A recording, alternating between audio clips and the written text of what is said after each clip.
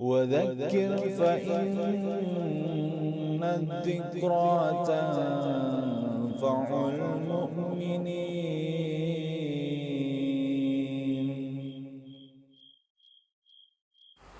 قال شيخ الإسلام ابن تيمية رحمه الله تعالى: فإن الإنسان إذا قرأ القرآن وتدبره كان ذلك من أقوى الأسباب المانعة له من المعاصي أو بعدها، وكذلك الصوم جنة.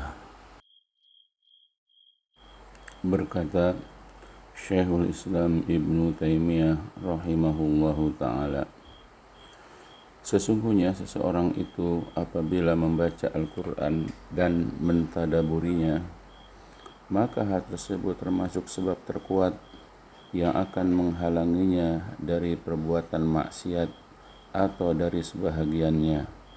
Demikian juga puasa itu adalah merupakan perisai. Fawaid, yaitu beberapa faedah dari perkataan ini. Yang pertama, terdapat anjuran dan kewajiban bagi setiap muslim untuk senantiasa membaca Al-Quran dengan baik dan benar.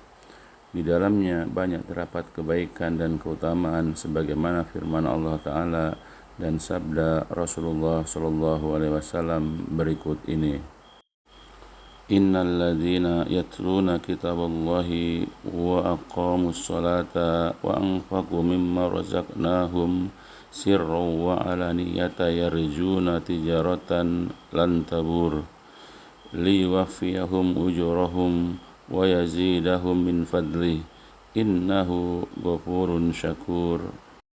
Sesungguhnya orang-orang yang selalu membaca kitab Allah, yaitu Al-Quran, mendirikan sholat dan menafkahkan sebahagian dari rizki yang kami anugerahkan kepada mereka dengan diam-diam dan terang-terangan, mereka itu mengharapkan perniagaan yang tidak akan merugi, agar Allah menyempurnakan kepada mereka pahala mereka dan menambah kepada mereka dari karunia-Nya. Sesungguhnya Allah Maha Pengampun lagi Maha Mensyukuri. Dalil dari hadis An Abi Umamah radhiyallahu anhu qala sami'tu Rasulullah sallallahu alaihi wasallam yaqul Iqra'ul Qur'ana fa innahu ya'ti yaumal qiyamati syafi'a li ashabihi. Rawahu Muslim wa Ahmad wa sanaduhu sahih. Dari Abu Umamah radhiyallahu anhu berkata, aku pernah mendengar Rasulullah sallallahu alaihi wasallam bersabda, bacalah Al-Quran, karena sesungguhnya ia nanti akan datang pada hari kiamat sebagai pemberi syafaat bagi para pembacanya. Hadis riwayat Muslim dan Ahmad dan sanadnya adalah sahih. Dan masih banyak lagi dalil-dalil dari Al-Quran, hadis-hadis sahih dan beberapa ucapan para ulama salafus saleh yang menganjurkan dan bahkan mewajibkan kaum muslimin untuk senantiasa membaca Al-Quran di setiap waktu. Yang kedua, di samping perintah untuk senantiasa membaca Al-Quran, setiap muslim juga diperintahkan untuk mentadaburinya, yaitu mempelajari, memahami, dan berusaha untuk mengetahui makna dan kandungan dari ayat-ayat Al-Quran sebaik mungkin dengan pemahaman yang benar sebagaimana yang dipahami oleh para ulama salafus saleh rahimahumullahu ajma'in. Sebagaimana firman Allah Ta'ala, Kitabun anzalnahu ilaika mubarakul liyadabbaru ayatihi waliyatadzakkara ulul albab.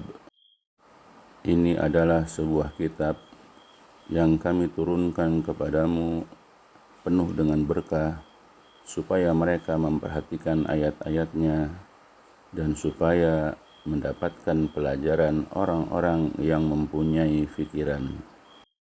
Dan juga sebagaimana di dalam hadis Nabi SAW yang sahih, An Uqbata bani Amir radhiyallahu anhu qala Rasulullah sallallahu alaihi wasallam fala ayyagdua ahadukum ilal masjidi fayata'allama ayataini min kitabillahi khairun lahu min naqatain wa salasun khairun min salasin wa arba'un khairun min arba'in wa min a'dadihinna minal ibil. Rawahu Abu Dawud wa Ahmad wa Ibnu Hibban wa Muslim wa sanaduhu sahih. Dari Uqbah bin Amir radhiyallahu anhu berkata, telah bersabda Rasulullah sallallahu alaihi wasallam, sesungguhnya seseorang dari kalian pergi ke masjid lalu mempelajari 2 ayat dari kitabullah, yaitu Al-Quran, itu lebih baik baginya daripada 2 ekor unta betina.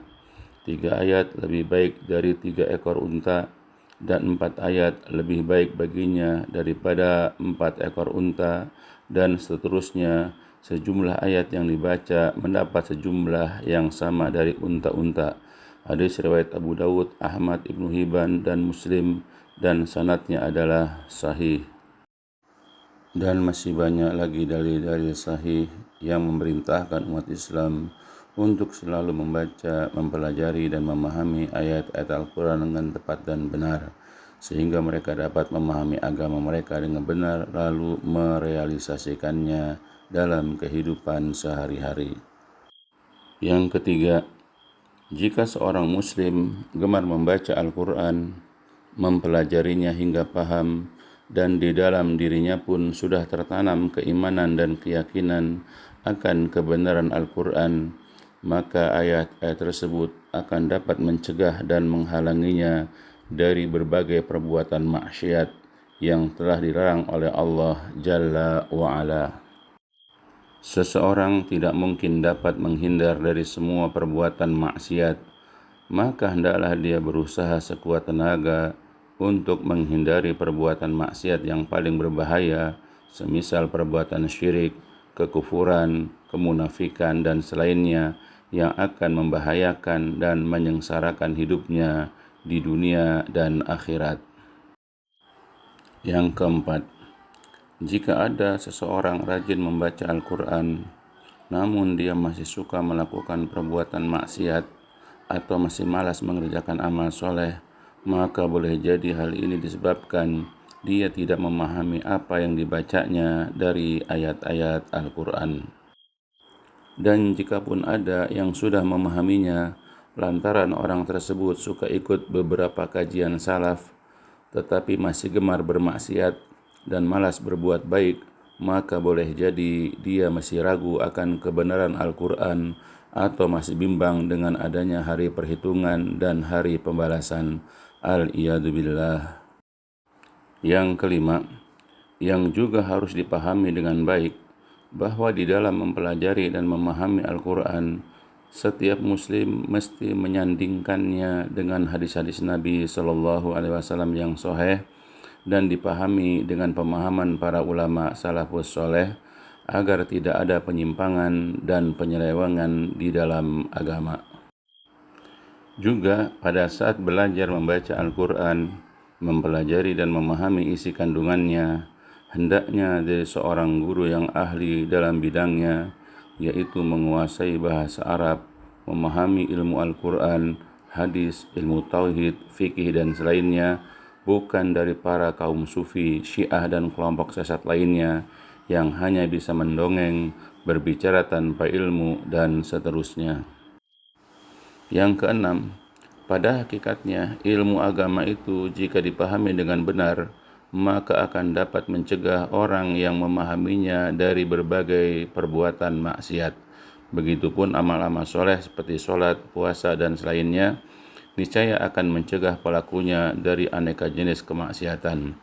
Puasa adalah perisai bagi pelakunya dari kemaksiatan, dan sholat dapat mencegah pelakunya dari perbuatan keji dan mungkar.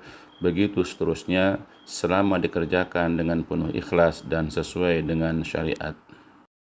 Semoga Allah Jalla Jalaluhu senantiasa menganugerahkan waktu dan kesempatan kepada kita untuk senantiasa membaca, mempelajari, dan memahami isi Al-Quran dan juga hadis-hadis Nabi SAW dengan pemahaman para ulama salafus soleh, lalu memberikan karunia kepada kita untuk mengamalkan isi kandungannya jika berupa perintah, meninggalkannya jika berupa larangan, dan istiqomah hingga akhir kehidupan kita.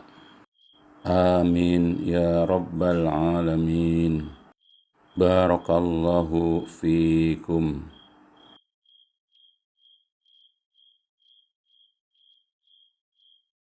الدين النصيحة قلنا لمن يا رسول الله قال لله ولكتابه ولرسوله ولأئمة المسلمين وعمتهم